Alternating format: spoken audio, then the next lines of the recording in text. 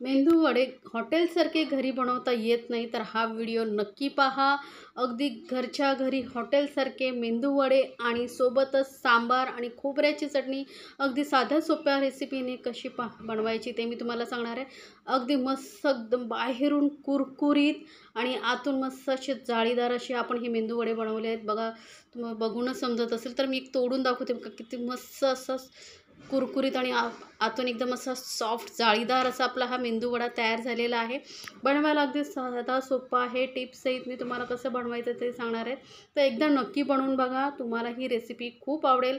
तर सुरुवात करूया सांबार बनवायला। तर इथे बघा मी घेतलेली आहे 1 कप तुरीची डाळ, किंवा मग तुम्ही तुरीची आणि मुगाची डाळ दोन्हीही घेऊ शकता। तर ही डाळ स्वच्छ धुवून घ्यायची आपण। तर डाळ इथे मी धुवून घेतलेली आहे। त्यानंतर आपण चलूया गॅसकडे। तर गॅसवरती मी एक कुकर ठेवलेला आहे, त्यामध्ये 2 चमचे तेल घेतलेलं आहे आणि यामध्ये आपण घालणार आहोत तेल तापल्यानंतर राई। तर साधारण अर्धा चमचा एवढा मी राई घेतलेली आहे। तर राई बघा मस्त तडतडली का यामध्ये घालायचे अर्धा चमचा जिरं। राई छान तडतडू द्यायची, त्यानंतरच जिरं घालायचं, नाहीतर राई कच्ची राहिली ना तर खाताना अशी कच्चा असा फ्लेवर येतो। सोबतच आपण घालणार आहोत कढीपत्ता। कढीपत्ता खूप सारा घाला, त्यामुळे छान टेस्ट येते।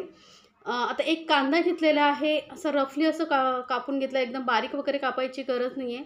यामुळे ना असं थोडं बाईटसारखं राहिलं ना चव खूप छान येते, थोडा मोठा राहिला की।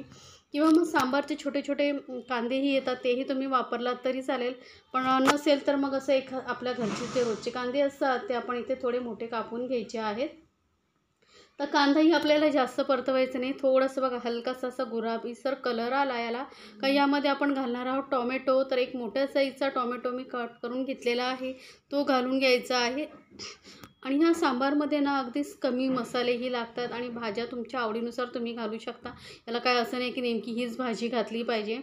तर आता यामध्ये घालूया मसाले। तर अर्धा चमचा एवढी मी हळद घालते, सोबतच 1 चमचा लाल मिरची पावडर घालते। तिखट किती हवं आहे त्यानुसार तुम्ही लाल मिरची पावडर घालू शकता।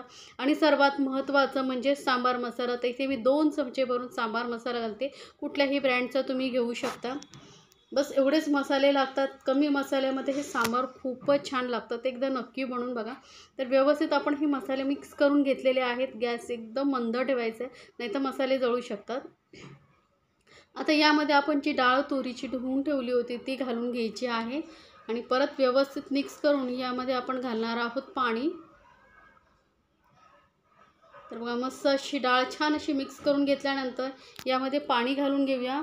तर पाणी आधी तुम्ही बघा, तुम्हाला म्हणजे किती सांबार पातळ हवं आहे घट्ट हवं आहे त्यानुसार आपण यामध्ये पाणी घालणार आहोत। तर साधारण आधी आपण डाळ कितपत शिजेल यानुसार पाणी घालायचं आहे। तर मी 1.5 ग्लास पाणी घालते। 1.5 ग्लास 1 कप डाळीसाठी 1.5 ग्लास पाणी बस होईल। तर बघा मी ते 2 ग्लास पाणी घेतलं होतं, त्याच्यातलं थोडंसं पाणी ठेवलेलं आहे। छान अशी डाळ मस्त अशी शिजून घ्यायची आहे। आता घालूया चवीनुसार मीठ।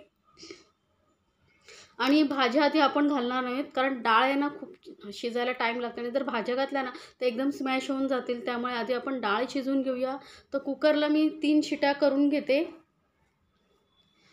शिट्या होत आहे तोपर्यंत आपण यासाठी लागणाऱ्या भाज्या बघणार आहोत। तर इथे बघा एक वांगं घेतलेलं आहे मी, आणि एक शेवग्याची शेंग कट करून घेतलेली, एक मोठी शेंग होती त्याचे 2 तुकडे केले।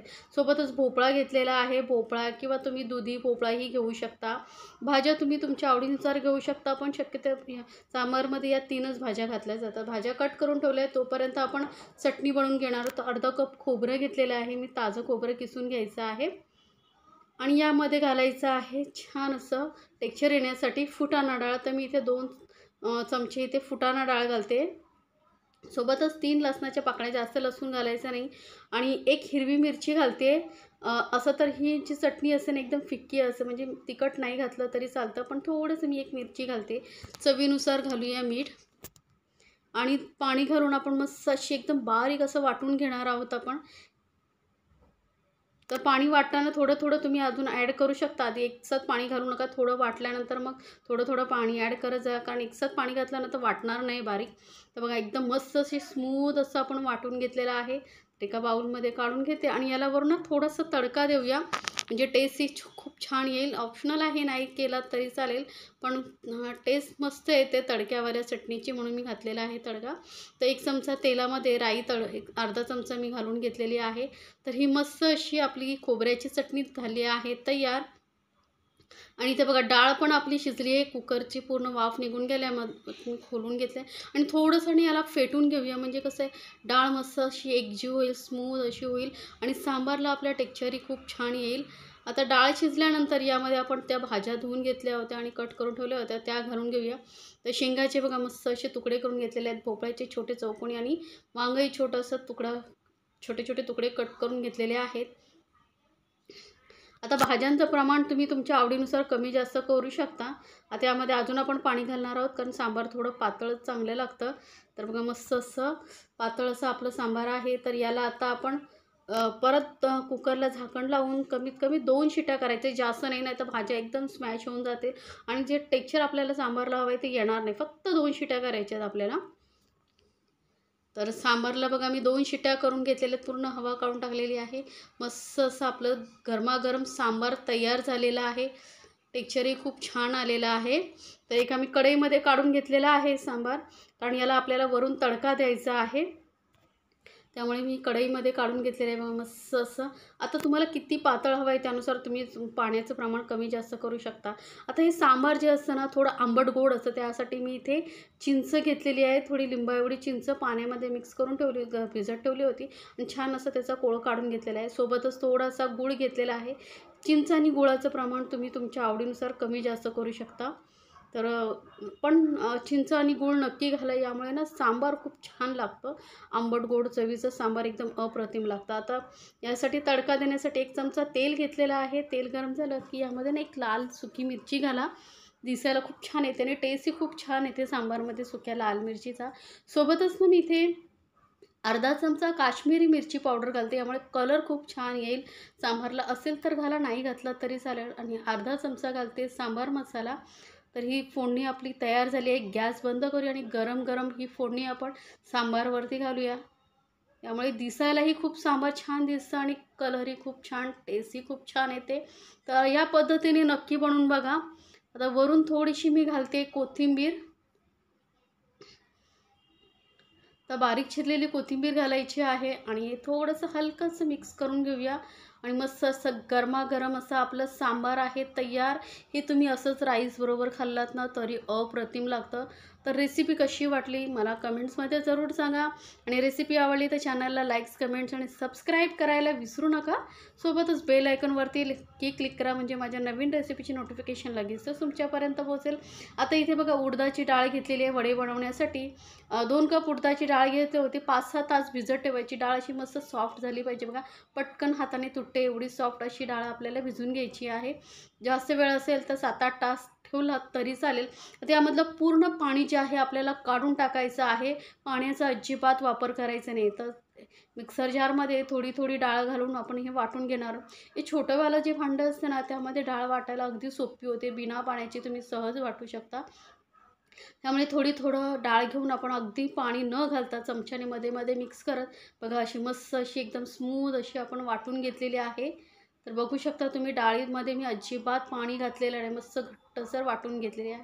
म्हणून शक्यतो छोट्या मिक्सरच्या भांड्याचाच वापर करा.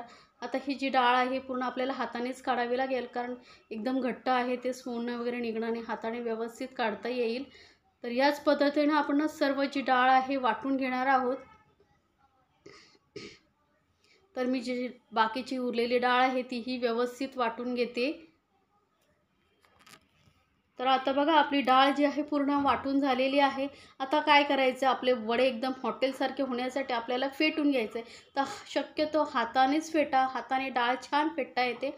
आणि ही कसं घट्ट आहे डाळ बघा, बघूनच तुम्हाला कसं कळत असेल पाणी अजिबात घातलेलं नाही आहे. त्यामुळे हे घट्ट आणि हातानेच व्यवस्थित फेटता येईल, चमच्याने वगैरे फेटता येणार नाही किंवा विस्करनेही फेटता येणार नाही, नाहीतर ते विस्करमध्येच अर्धी डाळ अडकून राहील. तर हाताने छान असं आपल्याला कमीत कमी 5 मिनटं तरी फेटून घ्यायचं आहे. एका डायरेक्शनमध्ये मी छान असं फेटून घेते. डाळ आपली छान फेटून झालेली आहे. 5 मिनटं फेटून झाले, हलकी झाली. त्यानंतर एक हिरवी मिरची मी बारीक चिरून घेतलेली आहे, सोबतच कढीपत्ता बारीक चिरून घेतलेला आहे आणि थोडीशी कोथिंबीर. इथे तुम्ही आवडत असेल तर खोबऱ्याचे ना छोटे छोटे तुकडे करून घातलात तरी चालेल. चवीनुसार घालूया मीठ आणि परत थोडंसं ना आपले वडे जे आहेत मस्त बाहेरून कुरकुरीत आणून आतून जाळीदार होण्यासाठी फक्त 2 पिंच एवढाच मी बेकिंग सोडा घातलेला आहे. जास्त घालू नका, नाहीतर वडे जे आहेत तेलकट होतील. त्यामुळे अगदी थोडंसं बेकिंग सोडा घालायचं आहे. पण आपण हे पीठ जे आहे फेटून घेतलं त्यामुळे ते हलकं झालेलंच आहे. फक्त एक छान असं टेक्स्चर येण्यासाठी मी इथे 2 पिंच एवढा बेकिंग सोडा घातलेला आहे. आता हे सर्व साहित्य छान असं मिक्स करून घ्यायचं आहे. तर पीठ बघा तुम्हाला बघूनच समजत असेल किती सॉफ्ट आणि हलकं झालेलं आहे फेटल्यामुळे. तर असंच पिठाला टेक्स्चर आलं पाहिजे. कमीत कमी 5 मिनटं तरी व्यवस्थित फेटून घ्या. तर आता काय करायचं आहे, आपल्याला हाताला मस्त असं पाणी लावून घ्यायचं आहे आणि गॅसवरती मी तेल तापत ठेवलेलं. आता हे वडे कसे बनवायचे बघा, आपण कुठलंही इतर साहित्य वापरत नाही आहोत वडे बनवण्यासाठी. हातानेच आपण हे वडे बनवणार, शेप देणार आहोत. पाणी लावल्यामुळे काय होतं, सहज हे वडे बनवले जातात बघा. असा बोटाच्या साहाय्याने याला मस्त असं होल करून घ्यायचं आहे. तर किती सहज सोपं बघा बनवायला आणि तेलामध्ये अलगद सोडायचे आहेत. तर मी तुम्हाला अजून एक दाखवते. प्रत्येक वेळी हाताला पाणी लावून घेणं गरजेचं आहे. आपल्याला जेवढा साईजचा वडा बनवायचा आहे तेवढा पिठाचा गोळा घ्यायचा. हात ओला असल्यामुळे त्या हाताला अजिबात चिटकत नाही. त्याला गोल शेप देऊन बोटांच्या साहाय्याने चपटं करून घ्यायचं आणि अंगठ्याने मस्त असं याला होल पाडून घ्यायचं. बघितलं किती सोपं आहे. पण जास्त जाड वडे बनवायचे नाही, कारण तेलामध्ये घातल्यानंतर ते आपोआप फुलतात आणि जर तुम्ही आधीच जाड बनवला, जास्त मोठे बनवला तर ते खूपच मोठे फुलतील आणि व्यवस्थित आतून फ्राय होणार नाही. तर ते एका साईडने फ्राय झाल्यानंतर आपण याला पलटून दुसऱ्या साईडने फ्राय करून घेऊया. तर वडे बघा मस्त असे आपले खूपच सुंदर असे वडे तयार झालेले आहेत. अगदी हॉटेलमध्ये, रेस्टॉरंटमध्ये मिळतात तसेच वडे आपण घरी बनवलेले आहेत. तर नक्की बनवा आणि मला कमेंट्समध्ये जरूर सांगा हे रेसिपी कशी वाटली. याआधीही माझ्या चॅनलवरती बरेच स्नॅक्सचे रेसिपी आहेत, तुम्ही त्याही पाहू शकता. वेगवेगळ्या प्रकारचे स्नॅक्स, ब्रेकफास्ट रेसिपी, तर त्यांचीही लिंक मी डिस्क्रिप्शन बॉक्समध्ये देते, जिथे जाऊन तुम्ही पाहू शकता. तर हे वडे बघा दोन्ही साईडने मस्त असं मध्यम गॅसवरती आपल्याला तळून घ्यायचे आहेत. थोडासा सोनेरी कलर येईपर्यंत तळून घ्यायचे आहेत. गॅस लक्षात ठेवा, एकदम मध्यमवरती ठेवा, कारण ही उडदाची डाळ आहे, लवकर आतून फ्राय होत नाही, थोडा टाईम लागतो.